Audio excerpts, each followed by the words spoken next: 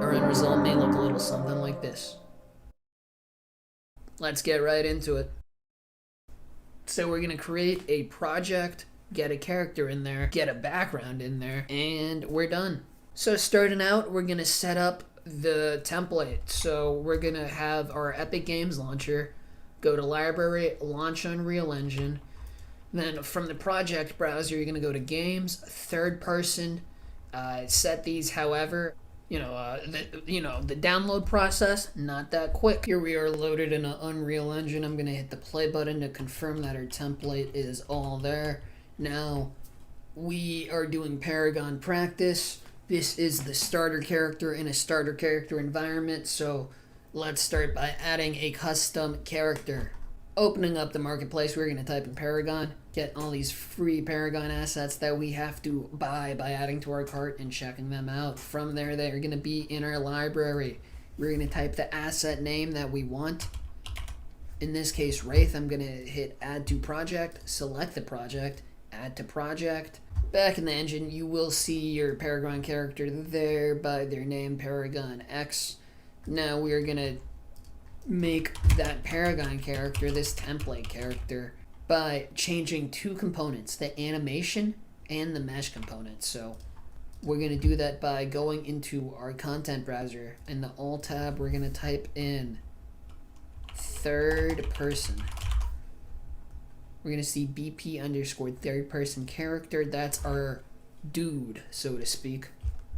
Now, in this blueprint, there's going to be two things we're looking at. Do you remember those two components? That's right, one of them is the mesh component. So we're going to click mesh in the component window. Right here, we're going to click Wraith. And that's not all. Another one is the animation component. The animation component is located within the mesh component itself. We just changed the mesh here. In animation, we're going to change the anim class. It's going to be equivalent to our Paragon character. In this case, this mesh is Wraith. Therefore, what I am looking for and what I'm going to type is Wraith. Wraith anim blueprint. I'm going to hit compile. I'm going to check the viewport. That looks like what I want. Now I'm going to press play. There we go. Textures are still loading, but we have just put in a custom Paragon character.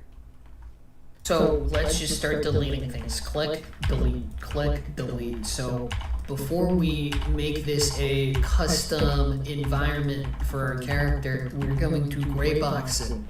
Meaning we're still going to make a custom environment for our character. It's just going to be first done in a gray box. So in this next section, we're going to use place actors as well as the Quixel Megascan library to enhance our scene. So we have an empty environment. What I recommend doing right off the bat is going to your Paragon character folder, go to characters, heroes, your character meshes, and let's hover over them, find the skeletal mesh. Now we have an idea of the character size. This in the world is great because it gives us a sense of scale for world building. We're going to get to world building by hitting the Quixel bridge to enter the Quixel Megascans library. I want a sort of desolate, ruined environment like Roman city ruins. Let's pick 3 assets. Going to hit download, which is going to download them.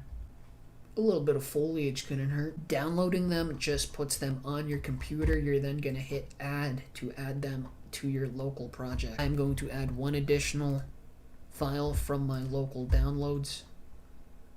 Mossy ground, add. With mossy ground, I'm going to select drop that there. Now beyond the ground, I want to add some pillars, so I'm going to select 3D assets, or however, find them in your browser. Here's a pillar, a little small. Let's scale it to how we want. And if we actually play right now, we're going to go through the pillar. We don't want that, so what we're going to do is we're going to double click the pillar, and we're going to go to collisions, auto convex collision, apply, and bingo bambo, it's done. So you will have to repeat that process for other assets you add from the Quixel Megascans library. However, once you add that to one instance of that object, once you add that hitbox to one instance of that object, it is added to all instances of that object.